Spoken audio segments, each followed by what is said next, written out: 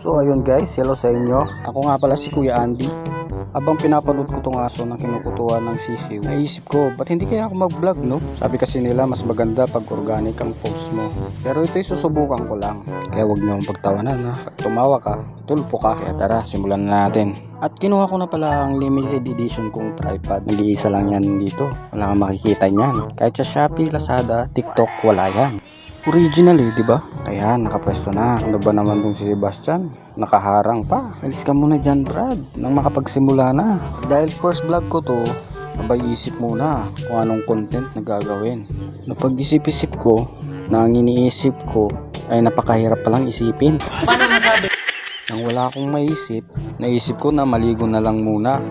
Ayan, nagbomba na. Nang matapos na akong magbomba, inuna ko ng paliguan mga alaga kong aso. Kasi iba na ang mga amoy nito. Amoy aso na sila. Kalimutan ko, aso nga pala sila. Inuna ko pala nga. Sobra na nga lang, bulol-bulol pa.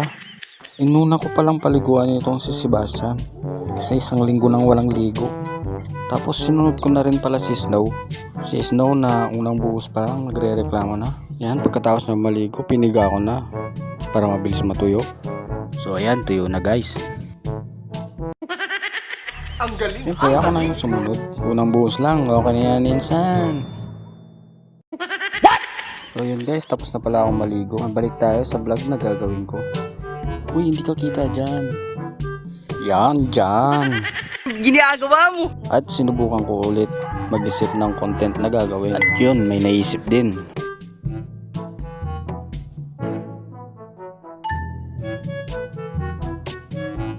Game guys. Oops, gabi na. Wait lang naman. Teka lang naman. May vlog na ako eh. Ano ba yan?